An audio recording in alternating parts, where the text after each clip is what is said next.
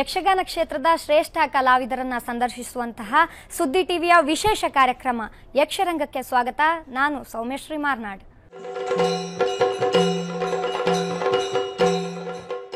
ವೀಕ್ಷಕರೇ, ಈ ವಾರವೂ doctor M Prabhakar Joshi ಅವರು ನಮ್ಮ ಜೊತೆಗಿದ್ದಾರೆ.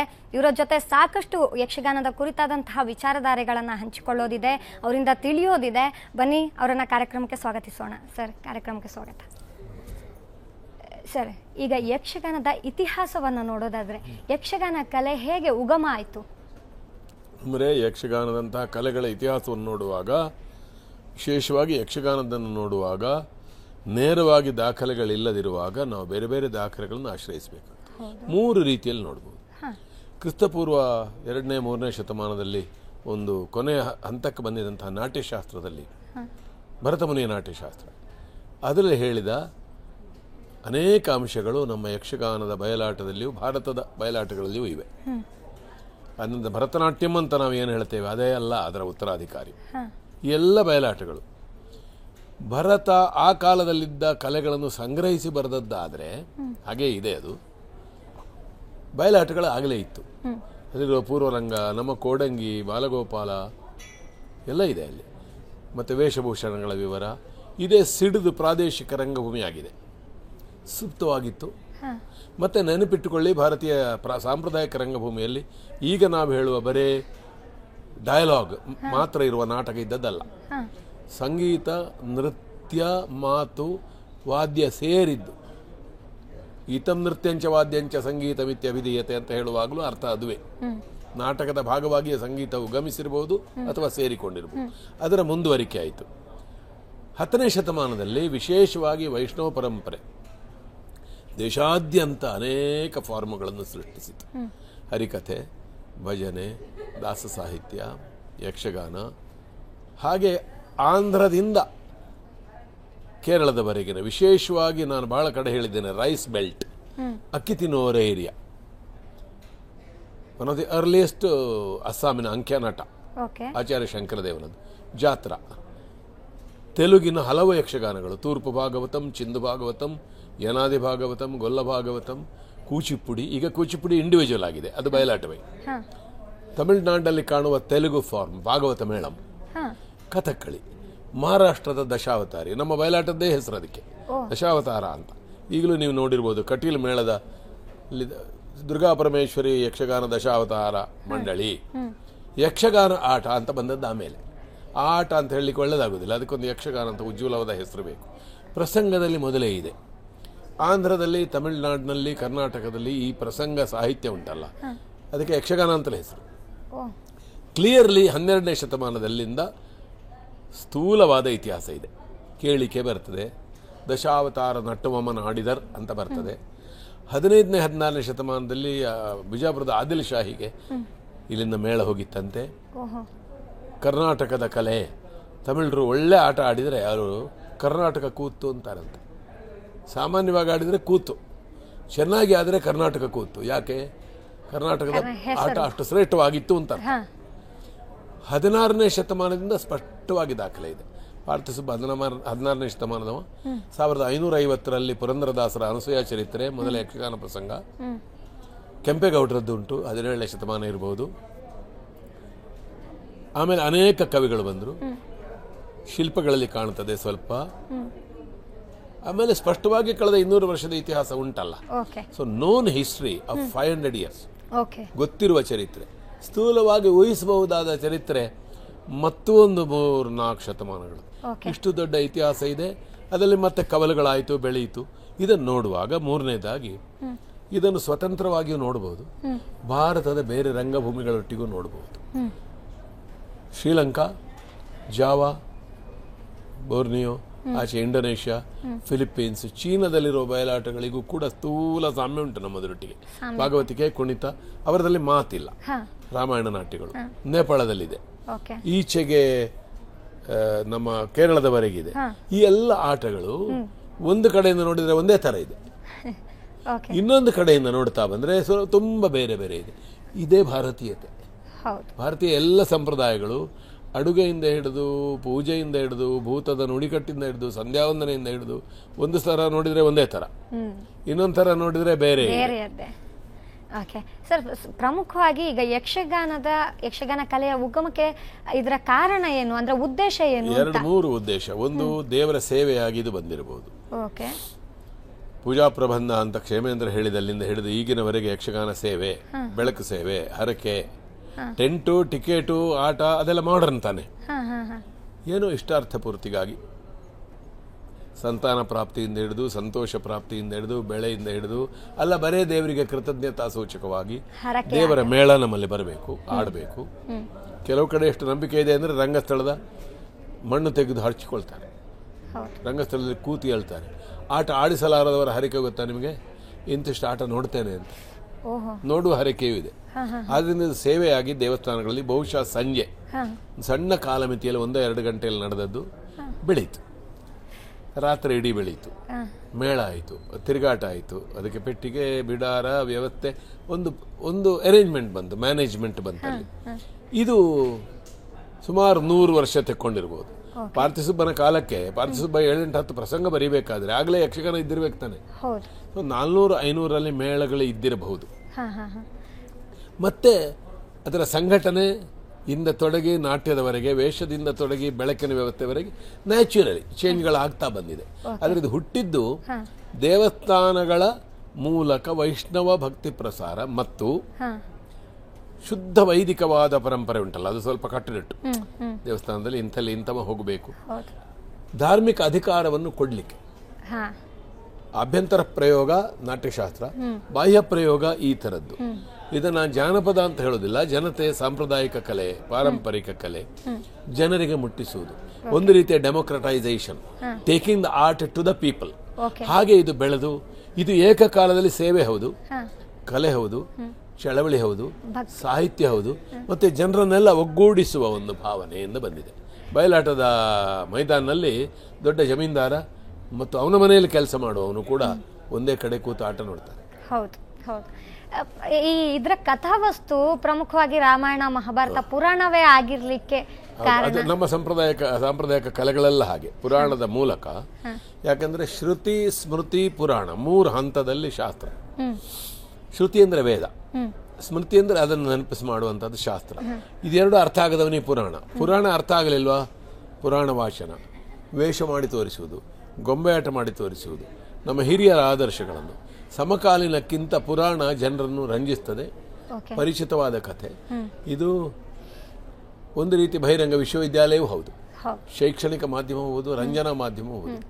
ಮತ್ತೆ ಇದರ ರಮ್ಯಾದ್ಭುತವಾದ ಕಲ್ಪನೆಗೆ, ಇದರ ರೊಮ್ಯಾಂಟಿಕ್ ಸಿಸ್ಟಮ್, ಇದಕ್ಕೆ ಪುರಾಣ ಯೋಗ್ಯವಾದ. ಈ ಎಲ್ಲ ಕಾರಣಗಳಿಂದ ಭಾರತದ ಎಲ್ಲ ಕಲೆಗಳು, ವಿದೇಶಗಳಲ್ಲಿ ಕೂಡ ಅನೇಕ ಕಲೆಗಳು ಪುರಾಣವನ್ನೇ ಮಾಧ್ಯಮವಾಗಿ ಇಟ್ಟುಕೊಂಡಿದೆ. ಓಕೆ ಸರ್, ಯಕ್ಷಗಾನ ಇತಿಹಾಸಕ್ಕೆ ನೀವು ಹೇಳಿದ ಹಾಗೆ 16ನೇ ಶತಮಾನದಿಂದಲೇ ಇತಿಹಾಸ ಇದೆ, ಸ್ಪಷ್ಟವಾಗಿದೆ. ಇಷ್ಟೆಲ್ಲ ನಮ್ಮಲ್ಲಿ ಸಂಪತ್ತಿರುವಾಗ ಯಕ್ಷಗಾನ ಕಲೆಯಲ್ಲಿ ಯಾಕೆ ಇನ್ನೂ ಮುಮ್ಮೇಳದಲ್ಲಿ ಇದು ಒಂದು ಮುನ್ನೆಲೆಗೆ ಬಂದಿಲ್ಲ, ಯಾಕೆ ಗುರುತಿಸಲ್ಪಟ್ಟಿಲ್ಲ? ಈಗ ಸಾಕಷ್ಟು ಬಂದಿದೆ. ಒಂದು ವಿಷಯ ನಾವೇನು ತಿಳ್ಕೊಳ್ಬೇಕು ಅಂದ್ರೆ, ನಮ್ಮ ಕಲೆ ವಿಶ್ವಕ್ಕೆ ಮುಟ್ಟಬೇಕು ಅಂತ ಆಸೆ ಇರಬೇಕು. ಹೌದು, ಅದು ಮುಟ್ಟಬೇಕಾದ್ರೆ ನಮ್ಮಲ್ಲಿ ಯೋಗ್ಯತೆ ಇರಬೇಕು. ಈಗ ಇರುವ ಸ್ವರೂಪಕ್ಕಿಂತ ಸ್ವಲ್ಪ ಪಾಲಿಶ್ ಮಾಡಿ ಜಗತ್ತಿಗೆ ಮುಟ್ಟುವ ಹಾಗೆ ಅದನ್ನು ಮಾಡಬೇಕು. ಡಾಕ್ಟರ್ ಕಾರಂತರ ಪ್ರಯತ್ನ ಮಾಡಿದ್ರು, ಉಳಿದವರು ಮಾಡಿದರು, ಶಂಭು ಹೆಗಡೆಯವರು ಮಾಡಿದರು. ತಾಳಮದಲೆ ಮೂಲಕ ಬೇರೆ ರೀತಿ ಪ್ರಯತ್ನ ಆಯಿತು. ಇನ್ನೊಂದು, ನೀವು ಎಷ್ಟೇ ಜಗತ್ತಿಗೆ ಮುಟ್ಟಿಸಿ ಒಂದು ಸ್ಟ್ರಾಂಗ್ ಆದ ಟ್ರೆಡಿಷನಲ್ ಆರ್ಟಿಗೆ ಅದರ ಪ್ರಾದೇಶಿಕ ಸೀಮೆ ಇದೆ, ಅಲ್ಲಿ ಮಾತ್ರ ಅದು ಜನರಿಗೆ ಅರ್ಥ ಆಗೋದು. ಉಳಿದವರಿಗೆ ಅರ್ಥ ಆಗೋದು ಹೇಗೆ ಅಂದರೆ, ಡೆಫಿನೆಟ್ಲಿ ಡೈಲ್ಯೂಟೆಡ್ ವರ್ಷನ್, ಅದು ಸ್ವಲ್ಪ ಮಿದುಗೊಳಿಸಿದ, ಲಘುಗೊಳಿಸಿದ ವರ್ಷನ್. ಆ ದೃಷ್ಟಿಯಿಂದಲೂ ನಾವು ಪ್ರಯತ್ನ ಮಾಡಬೇಕು. ವಿಶ್ವರಂಗಭೂಮಿ ಯಕ್ಷಗಾನವನ್ನು ಗಮನಿಸಿದೆ, ಬಂದಿದ್ದಾರೆ, ಅಧ್ಯಯನ ಮಾಡಿದ್ದಾರೆ. ಬೇಸರ ಏನಂದರೆ, ಮಾತಿನ ಕನ್ನಡ ಭಾಷೆಯ ಸರ್ವಶ್ರೇಷ್ಠ ಉತ್ತುಂಗ ಸಾಧನೆಗಳಲ್ಲಿ ಒಂದು ತಾಳಮದ್ದಲೆ, ಸಂಶಯವೇ ಬೇಡ. One of the greatest. ಶಾಸ್ತ್ರೀಯ ಭಾಷೆ ಅಂತ ಹೇಳುವಾಗ ಸ್ವತಂತ್ರ ಸಂಪ್ರದಾಯ ಇರಬೇಕು ಅಂತ ಒಂದು ಕಂಡೀಷನ್ ಹಾಕಿದ್ರಲ್ಲ, ಆ ಕಂಡೀಷನ್ ಫುಲ್ಫಿಲ್ ಮಾಡುವ ಭಾಷೆ ಕನ್ನಡ. ಆದರೆ ದಕ್ಷಿಣ ಉತ್ತರ ಕನ್ನಡ ಜಿಲ್ಲೆ, ಶಿವಮೊಗ್ಗ, ಬೆಂಗಳೂರು, ಬಾಂಬೆ ಸ್ವಲ್ಪ ಬಿಟ್ಟರೆ ಕರ್ನಾಟಕದ ಉಳಿದ ಜಿಲ್ಲೆಗಳಿಗೆ ನಮಗೆ ಅದನ್ನು ಮುಟ್ಟಿಸಿಕಾಗಿಲ್ಲ. ಸ್ಟ್ರಾಂಗ್ ಮೂವ್ಮೆಂಟ್ ಬೇಕು, ಯೋಜಕತ್ವ ಬೇಕು, ಕಲಾವಿದ ಬೇಕು, ಕಲಾವಿದರು ಸಹಕರಿಸಬೇಕು ಮತ್ತು ಇದನ್ನು ಚಳವಳಿಯಾಗಿ ಒಂದು ಸತತವಾಗಿ ಮುಂದುವರಿಸುವ ವ್ಯವಸ್ಥೆ ಬೇಕು. ಇದಕ್ಕೆ ಹಲವರ ಸಹಕಾರ ಬೇಕಾಗ್ತದೆ. ಆಗಬೇಕಾದ ಕೆಲಸ ನನ್ನಂಥವ ನನ್ನ ಮಿತಿಯಲ್ಲಿ ಅದನ್ನು ನಾನು ಮಾಡಿದೆ. ಆದರೆ ಅದು ಎಲ್ಲಿ ಸಾಲದು, ಎಷ್ಟೋ ಕೆಲಸ ಆಗಬೇಕು ಮತ್ತು ಅದು ಮುಟ್ಟಿಸಬೇಕು. ಈಗ ಉತ್ತರ ಕರ್ನಾಟಕದ ಬಯಲಾಟಗಳು ಪ್ರಸಿದ್ಧವಾಗಿರುವ ಪ್ರದೇಶದಲ್ಲಿ ನಮ್ಮದು ನಡೆದೀತು. ಕೇರಳಕ್ಕೆ ಹೋದರು. ಕೇರಳದಲ್ಲಿ ಮಲಯಾಳಂ ಯಕ್ಷಗಾನ ಮಾಡಿದರು ನಮ್ಮ ಸ್ನೇಹಿತರು ಅಡಕ ಗೋಪಾಲಕೃಷ್ಣ ಭಟ್ರು ಅವರ ಬಳಗದವರು. ಜನರಿಗೆ ಎಷ್ಟು ಖುಷಿ ಆಯ್ತು ಅಂದರೆ ಕಥಕಳಿಯ ನಾಡಿನಲ್ಲಿ ಕಥಕಳಿಯಲ್ಲಿ ಮಾತಿಲ್ಲ ನೋಡಿ. ಈ ಮಾತು ಅಂದರೆ ಕೊಟ್ಟರೆ ತೆಕ್ಕೊಳ್ಳೋರಿದ್ದಾರೆ. People accept when you give. ಇದು ಕೊಡುವಾಗ ನಾವು ಕಲಾ ಪ್ರಜ್ಞೆ ಮತ್ತು ಆಧುನಿಕ ಸನ್ನಿವೇಶದ ಪ್ರಜ್ಞೆ ಮತ್ತು ಹೊಸ ಸನ್ನಿವೇಶದಲ್ಲಿ ನಾವು ಕೊಡ್ತಾ ಇದ್ದೇವೆ ಅನ್ನೋದು ಬೇಕು. ಅದಕ್ಕೆ ಒಂದು ದೊಡ್ಡ ಸಿದ್ಧತೆ ಆಗಬೇಕು. ನಾವು ವಿದೇಶಗಳಿಗೆಲ್ಲ ಹೋಗಬೇಕಾದ್ರೆ ರಿಹರ್ಸಲ್ ಮಾಡಬೇಕು. ವೇಷಭೂಷಣದ ವಿವರಗಳನ್ನು ನಾವು ಸರಿಯಾಗಿ ನೋಡಬೇಕು. ಪರಿಷ್ಕೃತವಾದ ಒಂದು ಫಾರ್ಮ್ ವರ್ಷನ್ ನಾವು ತಯಾರು ಮಾಡಬೇಕಾದ ಅಗತ್ಯ ಇದೆ.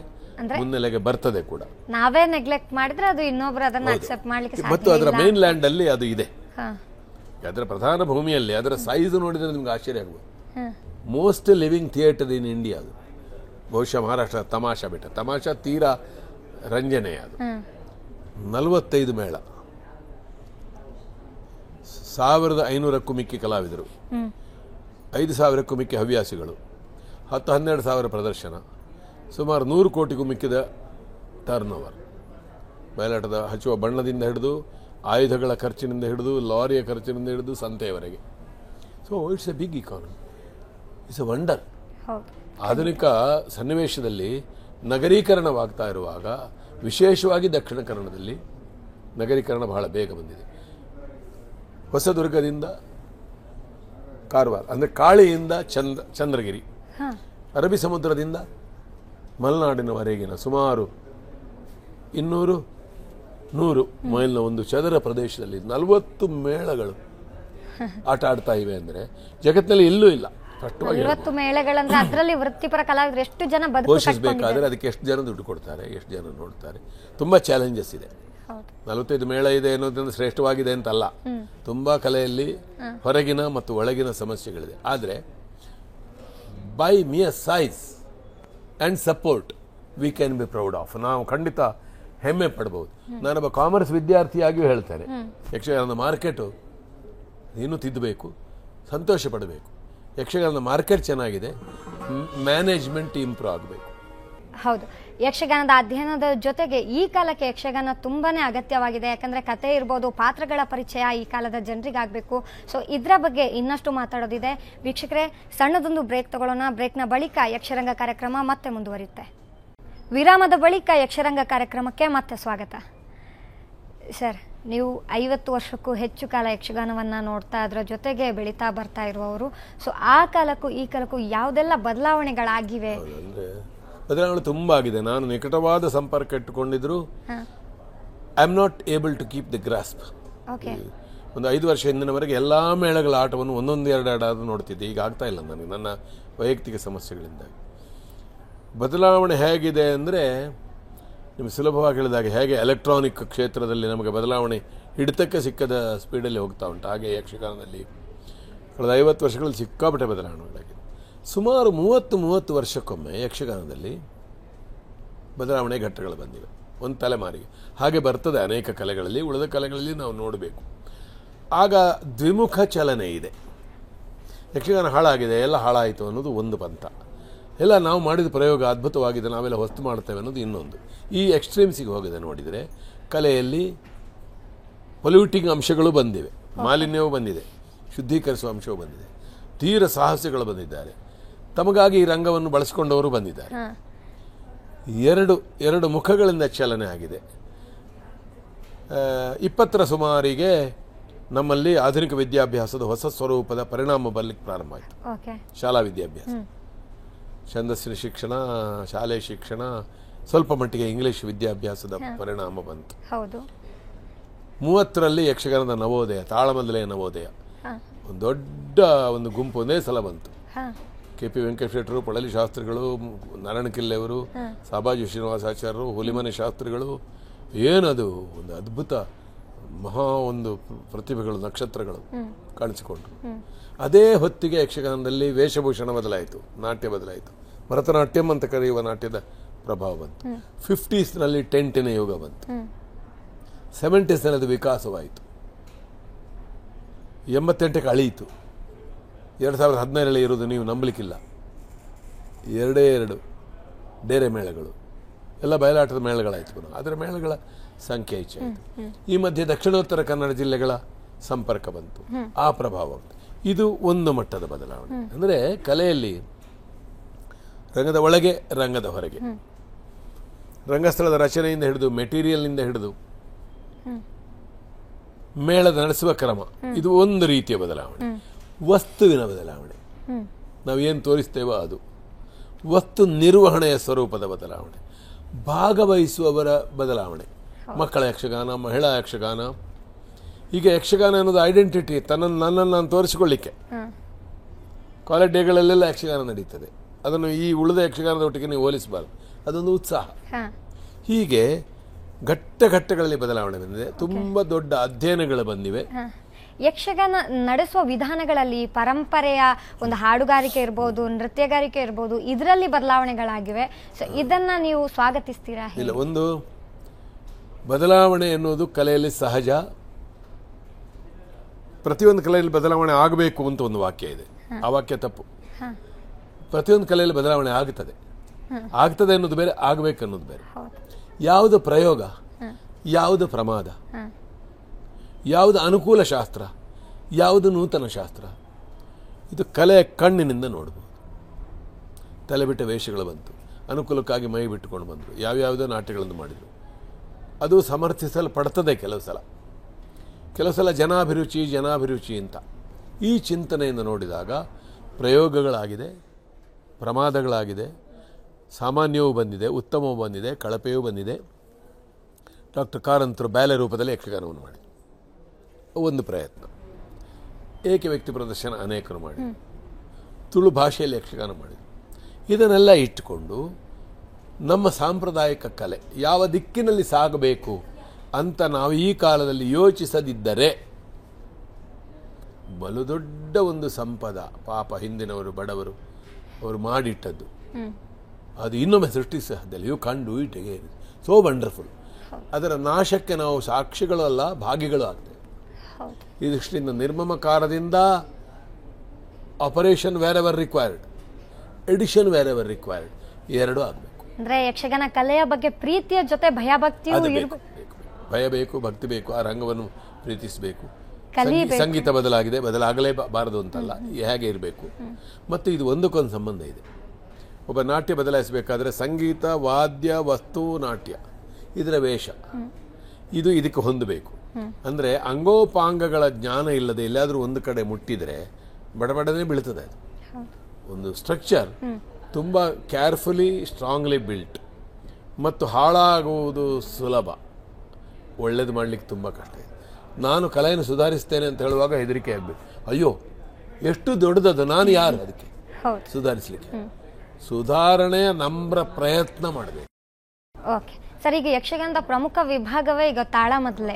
ಸೊ ತಾಳಮದ್ದಲೆ ಆ ಕಾಲದಿಂದ ಈ ಕಾಲಕ್ಕೆ ಅದರಲ್ಲಿ ಏನಾದರೂ ಯಾವ ರೀತಿ ಬದಲಾವಣೆ ಆಗಿದೆ ಅಂತ? ಒಂದು ನಾನು ಕೇಳಿದ ಹಾಗೆ 30ನೇ ಇಸ್ವಿವರೆಗೆ ಮುಖ್ಯವಾಗಿ ಅದು ಅನುವಾದ ಮತ್ತು ರಸಪ್ರಧಾನವಾಗಿತ್ತು. ಆಗಲೂ ಚರ್ಚೆ ಇತ್ತು, ವಿಷಯ ಇತ್ತು. ಆಮೇಲೆ ಅದಕ್ಕೆ ಸಾಹಿತ್ಯ ಸೌಂದರ್ಯ, ಶಾಸ್ತ್ರ ಎಲ್ಲ ಬಂತು. 50s to 70s, 75 ಅಲ್ಲಿ ಅದು ಅತಿರೇಕ ಹೋಯ್ತು. ಇನ್ನೊಂಥರ ಮಾತುಗಾರಿಕೆ, ದೀರ್ಘ ಪದ್ಯವೇ ಇಲ್ಲ. ಅಂದರೆ ಇದು ಅಪ್ಸ್ ಆ್ಯಂಡ್ ಡೌನ್, ವೇವ್ಸ್ನ ಹಾಗೆ ಒಳ್ಳೆಯದು ಬಂತು, ಇದು ಬಂತು. ಈಗ ಸ್ವಾಭಾವಿಕವಾಗಿ ಕಾಲದ ಅವಶ್ಯಕತೆಯಿಂದಲೂ ಪ್ರಜ್ಞೆಯಿಂದಲೂ ಸಮಯದ ಮಿತಿ ಹ್ರಸ್ವ ಆಗಿರುವುದರಿಂದ ಕಡಿಮೆಯಲ್ಲಿ ನಾವು ಒಳ್ಳೆಯದನ್ನು ಕೊಡಬೇಕಾದ ಪ್ರಯತ್ನ ಮಾಡಬೇಕಾಗಿದೆ. ಆ ದೃಷ್ಟಿಯಿಂದ ಈಗ ತಾಳಮದ್ದಲೆಯಲ್ಲಿ ಯಾರು ನಾವು ಕೆಲಸ ಮಾಡ್ತಾ ಇದ್ದೇವೆ, ಹಿರಿಯರು ಕಿರಿಯರು, ಹಿರಿಯರು ವಯಸ್ಸಿನಿಂದ ಅಷ್ಟೇ, ಕಲಾವಿದರಲ್ಲಿ ಎಲ್ಲ ಹಿರಿಯರೇ ಎಲ್ಲ ಕಿರಿಯರೇ, ನಾವು ಗಂಭೀರವಾದ ಪ್ರಯತ್ನ ಮಾಡಬೇಕು. ಮತ್ತು ಆ ದೃಷ್ಟಿಯಿಂದ ಕಾಲಮಿತಿಯ ಕಲೆಯ ಪ್ರದರ್ಶನದ ರೀತಿ ಈಗ ಇರುವುದು ಸಮಾಧಾನಕರವಾಗಿಲ್ಲ. ತಾಳಮದ್ದಲೆ ಇರಲಿ, ಆಟ ಇರಲಿ, 3 ಗಂಟೆಯಲ್ಲಿ ಮುಗಿಸುವುದು ಅಂತ ಅದಲ್ಲ. 6-7 ಗಂಟೆದ್ದೋ 5 ಗಂಟೆದ ಕಥೆಯನ್ನು ಒಂದು ರೀಡಿಸೈನ್ ಮಾಡಿ 3 ಗಂಟೆ ಬೇರೆ ರೀತಿಯಲ್ಲಿ ಪ್ಲಾನಿಂಗ್ ಮಾಡಿ ವಿತರಣಾ ವಿಧಾನ, ಯೋಜನಾ ವಿಧಾನ, ಯೋಚನಾ ವಿಧಾನ ಇದು ಮೂರೂ ಬದಲಾಗಿ ಒಂದು ಹೊಸ ಫಾರ್ಮ್ಯಾಟ್ ಬರ್ತದೆ. It will take time. ಕಲಾವಿದನಿಗೆ ಆ ಸಮಯ ಪ್ರಜ್ಞೆ ಎಷ್ಟು ಮುಖ್ಯ ಆಗಿರುತ್ತೆ, ಎದುರಿನ ಒಬ್ಬ ಪಾತ್ರಧಾರಿಗೂ ನೀವು ಸರಿಯಾದ ಸಮಯಾವಕಾಶ ಕೊಡುವ ಬಗ್ಗೆ ಒಬ್ಬ ಅರ್ಥಧಾರಿಯಾದವನು ಯಾವ ರೀತಿ ಯೋಚಿಸಬೇಕು? ಒಂದು ಏನಂದ್ರೆ, ನಾನು ಶ್ರೇಷ್ಠ ಅರ್ಥಧಾರಿ ಹೌದು ಅಲ್ವಾ, ಆದರೆ ಈ ವಿಷಯದಲ್ಲಿ ಐ ಕ್ಯಾನ್ ಕ್ಲೈಮ್, ಹೌದು ಖಂಡಿತ ಹೇಳ್ಬೋದು. ನಾನು ಕಳೆದ 50 ವರ್ಷಗಳಿಂದ ಕೆಲವೊಮ್ಮೆ ಏಕಾಂಗಿಯಾಗಿ ಸತತ ಪ್ರಯತ್ನ ಮಾಡಿದ್ದೇನೆ ಇದಕ್ಕೆ. ಒಂದು ಒಟ್ಟು 3 ಗಂಟೆಯಲ್ಲಿ ಮುಗಿಬೇಕು, 4 ಗಂಟೆಯಲ್ಲಿ ಮುಗಿಬೇಕಲ್ಲ, ಒಂದೊಂದು ಭಾಗ ಎಷ್ಟಿರಬೇಕು, ಎದುರಾಳಿಗೆ ಅವನ ಪಾತ್ರಕ್ಕೆ ಎಷ್ಟಿರಬೇಕು, ಬೆಳಿಬೇಕಾದ ಭಾಗ ಯಾವುದು, ವೇಗವಾಗಿ ಹೋಗಬೇಕಾದ ಭಾಗ ಯಾವುದು, ರಸದೃಷ್ಟಿಯಿಂದ ಯಾವುದು ಮುಖ್ಯ. ನಾವು ಅವಸರವಾಗಿ ತಾಳಮದ್ದಲೆಯಲ್ಲಿ ರಂಗಭೂಮಿಯಲ್ಲೇ ಎಡಿಟ್ ಮಾಡ್ತೇವೆ, ಹಾಗೆ ಬಿಡುವುದಿದ್ರೆ ಯಾವುದನ್ನು ಬಿಡಬೇಕು, ಯಾವುದನ್ನು ಬಿಡಬಾರದು. ಈ ದೃಷ್ಟಿಯಿಂದ ನನಗೆ ಬಹುಶಃ ಹೇಳಬಹುದಾದ ತುಂಬ ವಿಷಯಗಳಿದೆ, ಅನೇಕ ಸಿಹಿ ಕಹಿ ಅನುಭವಗಳೂ ಇದೆ. ನಾನಿದನ್ನು ಪ್ರಯತ್ನ ಮಾಡಿದ್ದೇನೆ ಮಾತ್ರ ಅಲ್ಲ, ಕೇವಲ ಕಥೆಯನ್ನು ಮುಗಿಸುವುದಲ್ಲ, ಎಲ್ಲರನ್ನು ಮಾತನಾಡಿಸಿ ಅವಕಾಶ ಕೊಟ್ಟು ಕ್ಯೂಯಿಂಗ್ ಮಾಡಿ ನಾನು ಈ ಪ್ರಯತ್ನವನ್ನು ಮಾಡಿದ್ದೇನೆ. ಮತ್ತು ಈ ದೃಷ್ಟಿಯಿಂದ ಖಂಡಿತವಾಗಿಯೂ 70ನೇ ಇಸ್ವಿಯಿಂದ ನಾನು ಹೆಚ್ಚು ಅರ್ಥಗಾರಿಕೆಯಲ್ಲಿ ತೊಡಗಿಕೊಂಡವು. 60sಲ್ಲಿ ನಾನು ಬಂದಿದ್ದೇನೆ. ಆಗ ನಾನು ನಿರ್ಣಯಿಸುವ ಸ್ಥಾನದಲ್ಲೇನಿಲ್ಲ. 70ರಿಂದ 2016ನೇ ಇಸ್ವಿವರೆಗಿನ ಸಮಯವನ್ನು ಬಳಸುವ, ಮಿತಿಗೊಳಿಸುವ, ಡಿಸ್ಟ್ರಿಬ್ಯೂಟ್ ಮಾಡುವಂಥ ಇತಿಹಾಸ ತೃಪ್ತಿಕರವಾಗಿ ಇಲ್ಲ. We have to improve. ಇದು ಪ್ರಾಮಾಣಿಕವಾಗಿ ನಾವು what is right is right, what is wrong is wrong. ಖಂಡಿತ ಸರ್. ನಿಮ್ಮ ಈ ಅರ್ಥಧಾರಿಯಾಗಿ ನಿಮಗಿರುವಂತಹ ಸಮಯ ಪ್ರಜ್ಞೆ, ಶಿಸ್ತಿನ ಬಗ್ಗೆ ಅನೇಕರು ನಿಮ್ಮ ಅಭಿಮಾನಿಗಳು ತುಂಬ ಹೇಳ್ತಾರೆ ಸರ್. ಇದರೊಂದಿಗೆ ಇನ್ನಷ್ಟು ನಮಗೆ ನಿಮ್ಮ ಜೊತೆ ಮಾತಾಡೋದಿದೆ. ವೀಕ್ಷಕರೇ, ಇನ್ನೊಂದು ಬ್ರೇಕ್ ತಗೊಳ್ಳೋಣ. ಬ್ರೇಕ್ನ ಬಳಿಕ ಯಕ್ಷರಂಗ ಕಾರ್ಯಕ್ರಮ ಮತ್ತೆ ಮುಂದುವರಿಯುತ್ತೆ. ವಿರಾಮದ ಬಳಿಕ ಯಕ್ಷರಂಗ ಕಾರ್ಯಕ್ರಮಕ್ಕೆ ಮತ್ತೆ ಸ್ವಾಗತ. ಸರ್, ಇಷ್ಟು ಒಳ್ಳೆಯ ಒಂದು ಅಂದರೆ ನೀವೊಂದು ಚೌಕಟ್ಟಲ್ಲಿ ಒಂದು ಪ್ರಿಪೇರ್ ಆಗಿ ಬಂದು ಆ ಅರ್ಥಗಾರಿಕೆಯನ್ನು ಹೇಳುವ ರೀತಿಯಲ್ಲೇ ಜನರಿಗೆ ಅತ್ಯಂತ ಇಷ್ಟವಾಗಿ ಬಿಡ್ತೀರಾ ನೀವು. ಸೊ ಇನ್ನು ಮುಂದೆ ಅರ್ಥಗಾರಿಕೆಗೆ ಬರುವವರಿಗೆ ನೀವು ಕೊಡಬಹುದಾದ ಸಲಹೆ ಏನಾದರೂ ಇದೆಯಾ? ಅಂದರೆ ನೀವು ಶೇಣಿಯವರ ಅರ್ಥ ಎಲ್ಲ ಕೇಳ್ತಿದ್ರೆ ನನ್ನ ಅರ್ಥವನ್ನು ಅಷ್ಟು ಮೆಚ್ಚುತ್ತಿರಲಿಲ್ವ ಏನೋ. Much greater. ಒಂದು ಸಲಹೆ ಸಂದೇಶ ಕೊಡುವ ಸ್ವಭಾವ ನನಗಿಲ್ಲ. ಸ್ವಾಭಾವಿಕವಾಗಿ ನಾನೊಂದು ಪೋಡಿಯಂನ ಮೇಲೆ ನಿಂತು ಏನೋ ಯಾರಿಗೂ ಹೇಳುವ ಒಂಥರ ಕಾಂಡಸೆಂಡಿಂಗ್ ಥರ ಆಗಬಾರ್ದು ಅಂತ ಸಾಹಿತ್ಯದಲ್ಲೇ ಆಗಲಿ, ಸಂಸ್ಕೃತಿಯ ಭಾಗಗಳಲ್ಲಿ. ಆದರೆ ಹೊಸ ಅರ್ಥಧಾರಿಗಳಿಗೆ ಈಗ ಸೌಲಭ್ಯ ಇದೆ. ಪುರಾಣ ಸಾಹಿತ್ಯ ವಿಪುಲವಾಗಿ ಬೆಳೆದಿದೆ. ನೆಟ್ ಮೇಲೆ ಸಿಗುತ್ತೆ ಎಷ್ಟೆಲ್ಲ ಮಾಹಿತಿಗಳಿದೆ, ಗ್ರಂಥಗಳು ಬಂದಿದೆ. ಡಾಕ್ಟರ್ ಕಾರಂತರಿಂದ ಹಿಡಿದು ಈಗಿನವರೆಗೆ ನನ್ನಿಂದ ತೊಡಗಿ ಉಳಿದವರವರೆಗೆ ಬರೆದ ವಿಮರ್ಶಾ ಸಾಹಿತ್ಯ ಇದೆ. ಅದನ್ನು ಗಮನಿಸಿ, ಪುರಾಣ ಓದಿ, ಬೇರೆಯವರ ಅರ್ಥ ಕೇಳಿ, ಸಮಾಲೋಚನೆ ಮಾಡಿ ಬೇರೆ ಅರ್ಥಧಾರಿಗಳೊಂದಿಗೆ. ಪೂರ್ವ ಸಮಾಲೋಚನೆ ದೌರ್ಬಲ್ಯ ಅಲ್ಲ, ಗುಣ. ಮತ್ತು ಒಂದು ಪುರಾಣದ ಪಾತ್ರಗಳ ಬಗ್ಗೆ ಬೇರೆ ಹೇಗೆ ಯೋಚಿಸಬಹುದು.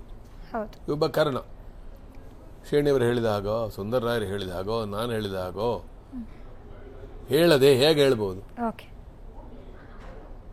ಒಂದೇ ಒಂದು ಉದಾಹರಣೆ ಕೊಡ್ತಾನೆ ಶೇಣಿಯವರು ಹೇಳುವಾಗ. ಜಗ್ಗಾಯಿತು ನನಗೆ. ನಾವು ಅದನ್ನು ಹೇಳ್ತೇವೆ ಈಗ.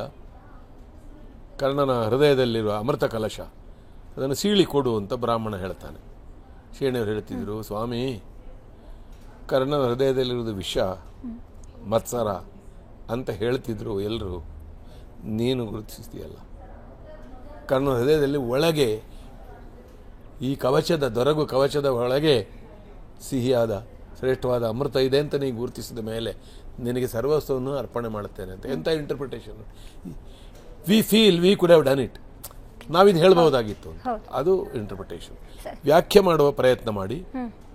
ರಸ, ಭಾವ, ಔಚಿತ್ಯ, ಸಮಯ 4 ಇಟ್ಟುಕೊಳ್ಳಿ. ಅಥವಾ 2 ಪ್ರಮಾಣ ಜ್ಞಾನ, ಔಚಿತ್ಯ ಜ್ಞಾನ, sense of ಪ್ರೊಪ್ರೈಟಿ, sense of proportion, ಒಟ್ಟಿಗೆ ಅಧ್ಯಯನ. ಸರ್, ಜೊತೆಗೆ ಈಗ ಯಕ್ಷಗಾನ ಕ್ಷೇತ್ರದಲ್ಲಿ ಹಿಮ್ಮೇಳ ಮುಮ್ಮೇಳದ ಒಂದು ಸಾಂಗತ್ಯ ಹೇಗಿರಬೇಕು ಅಂತ ಒಂದು ಇಲ್ಲಿ 2 ಎಕ್ಸ್ಟ್ರೀಮ್ಗಳಿವೆ. ಭಾಗವತ ನಿರ್ದೇಶಕ ಅಂತ ಒಂದು ಸಂಪ್ರದಾಯದಿಂದ ಬಂದಿದೆ. ಒಂದು ಸ್ವಲ್ಪ ಅರ್ಥದಲ್ಲಿ ಸರಿ, ಆದರೆ ಅವನು ನಿರ್ದೇಶಕ ಅಲ್ಲ, ನಿರ್ವಾಹಕ. ಯಾಕಂದ್ರೆ ನಿರ್ದೇಶನವನ್ನು ಪರಂಪರೆ ಮಾಡ್ತಾ ಇರ್ತದೆ. ಈಗ ಒಂದು ವೇಷ ಎಷ್ಟು ಸಲ ರಥ ಕತ್ತಬೇಕು, ಇಳಿಬೇಕು, ಪೂಜೆ ಮಾಡುವಾಗ ಏನು ಬರೆಸಬೇಕು ಗೊತ್ತಿರುತ್ತೆ. ಆದರೆ ಸಮರ್ಥನಾದ ಭಾಗವತ ಅದನ್ನು ಉಜ್ವಲಗೊಳಿಸಬಲ್ಲ. ಇನ್ನೊಂದು ಎಕ್ಸ್ಟ್ರೀಮ್ನಲ್ಲಿ ವೇಷಧಾರಿಯ ಬಯಕೆಯಂತೆ ಎಲ್ಲವೂ ಭಾಗವತ ಮಾಡಬೇಕಾದ ಪರಿಸ್ಥಿತಿ ಬರ್ತದೆ. ಅದು ಕೂಡುದು. ಭಾಗವತ ವೇಷಧಾರಿಗಳ ಹೊಂದಾಣಿಕೆಯಿಂದ ಅದನ್ನು ಮಾಡಬೇಕು. ಕಲೆ ಎಂಬುದು ಪ್ರದರ್ಶನ, ಕಲೆ ಎಂಬುದು ಒಬ್ಬರನ್ನೊಬ್ಬರು ಪರೀಕ್ಷೆ ಮಾಡುವುದಲ್ಲ. ಒಂದು ವಿಟ್ಟೆಲ್ಲ ಇರಲಿ, ಒಬ್ಬರನ್ನು ಸ್ವಲ್ಪ ಸೋಲಿಸುವುದು, ಅದು ಇದು ಒಂದು competitiveness, yes it has a place. ಆದರೆ ಒಟ್ಟು ಸೇರಿ ಜನರ ಮುಂದೆ ಪ್ರದರ್ಶನ ಮಾಡಿ. ಕೆರೆಮನೆ ಶಂಭು ಹೆಗಡೆ ಅವರು ಅದಕ್ಕೊಂದು ಮಾದರಿಯನ್ನು ನಿರ್ಮಿಸಿದರು. ಒಂದೊಂದು ಅಕ್ಷರ ಒಂದೊಂದು ಬಡಿತ ಕೂಡ ಸಾಂಗತ್ಯವಾಗಿ ಹಿಮ್ಮೇಳಕ್ಕೆ ಮುಮ್ಮೇಳಕ್ಕೆ. ಇಲ್ಲಿ ಅರ್ಥದ ಎತ್ತುಗಡಿ, ನೃತ್ಯ, ಭಾವ ಎಲ್ಲವೂ ಒಂದಕ್ಕೊಂದು ಪೂರಕವಾಗಿ ಬಂದಾಗ ಪ್ರಸಂಗ, ಸಾಹಿತ್ಯ, ಹಿಮ್ಮೇಳ ಇದು ಪೂರಕವಾಗುವ ಹಾಗೆ, ಅರ್ಥಧಾರಿಗೂ ಪರಸ್ಪರ ಪೂರಕವಾಗುವ ಹಾಗೆ. ರಂಗದಲ್ಲಿ ನರ್ತಕರು ಕೂಡ ಸಹಕಾರ ಇಲ್ಲದ್ರೆ ಏನು ಮಾಡ್ತೀರಿ? ಸಂಪೂರ್ಣ ಅಂಡರ್ಸ್ಟ್ಯಾಂಡಿಂಗ್ನಲ್ಲಿ ನಡಿಬೇಕು. ಅದು ಆ ಸಹಕಾರ ಕಲೆಯ ಸ್ವರೂಪವನ್ನು ಗಮನಿಸಿ ಕಲೆಯಿಂದ ಕಲೆಗೆ ಬೇರೆ ಆಗಬಹುದು. ಸಿನಿಮಾದ ಹಾಗೆ ತೀರಾ ಎಂಥದ್ದು ಕಟ್ಟುನಿಟ್ಟು ನಿರ್ದೇಶನ ಬೇಡ ಯಕ್ಷಗಾನಕ್ಕೆ. ನಿರ್ದೇಶನ ಬೇಕು. ಸ್ಥೂಲವಾದ ಒಂದು ಕಲೆಯ ಸಾಧ್ಯತೆ ಸಾಮರ್ಥ್ಯಗಳನ್ನು ಪ್ರಕಾಶಿಸುವ, ಪ್ರಸಂಗವನ್ನು ತೋರಿಸುವ ಕಲಾ ಸ್ವರೂಪದ ಪ್ರಜ್ಞೆ ಉಳ್ಳ ಒಂದು ನಿರ್ದೇಶನ ಬೇಕು, ಹೊಂದಾಣಿಕೆ ಬೇಕು. ಖಂಡಿತ sir. Doctor M Prabhakar Joshi ಅವರು ನಮ್ಮ ಹಿಂದಿನ ಒಂದು ಕಾಲಕ್ಕೂ ಮುಂದಿನ ಕಾಲಕ್ಕೂ ನಿಜಕ್ಕೂ ಒಬ್ಬರು ಸಲಹೆಗಾರರಾಗಿ ಯಕ್ಷಗಾನ ಕಲೆಗೆ ನಿಮ್ಮಂತಹ ಸಂಪನ್ಮೂಲ ವ್ಯಕ್ತಿಗಳ ಒಂದು ಅವಶ್ಯಕತೆ ಹಿಂದೆಯೂ ಇತ್ತು, ಮುಂದೆಯೂ ಖಂಡಿತ ಇರುತ್ತೆ. ಮುಂದೆ ಬೆಳೆಯುತ್ತಿರುವಂತಹ ಕಲಾವಿದರಿಗೆ ನಿಮ್ಮ ಸಲಹೆ ಮಾರ್ಗದರ್ಶನಗಳು ಕೂಡ ಖಂಡಿತ ಅಗತ್ಯವಿರುತ್ತೆ. ನಿಮ್ಮ ಕಲಾ ಸೇವೆ ಹೀಗೆ ಮುಂದುವರಿಲಿ ಅಂತ ಕೇಳ್ತಾ ಸರ್, ಇಷ್ಟು ಹೊತ್ತು ನಮ್ಮ ಜೊತೆ ಸಂದರ್ಶನಕ್ಕೆ ನಿಮ್ಮ ಸಮಯವನ್ನು ಮೀಸಲಿಟ್ಟಿದ್ದಕ್ಕಾಗಿ ಧನ್ಯವಾದಗಳು ಸರ್. ಧನ್ಯವಾದಗಳು. ವೀಕ್ಷಕರೇ, ನೋಡಿದ್ರಲ್ಲ, ಇವಿಷ್ಟೇ ಅಲ್ಲ, ಇನ್ನಷ್ಟು ಅಗಾಧ ವಿಚಾರಧಾರೆಗಳು ನಮ್ಮ ಪ್ರಭಾಕರ್ ಜೋಶಿ ಅವರ ಬಳಿ ಇದೆ. ಇದೇ ರೀತಿ ಮುಂದೆಯೂ ಅತ್ಯುತ್ತಮ ಕಲಾವಿದರನ್ನ ನಾವು ಯಕ್ಷರಂಗ ವೇದಿಕೆಯಲ್ಲಿ ತರ್ತೀವಿ. ಸುದ್ದಿ ಟಿವಿ, ನಾವು ಸುಳ್ಳು ಹೇಳಲ್ಲ.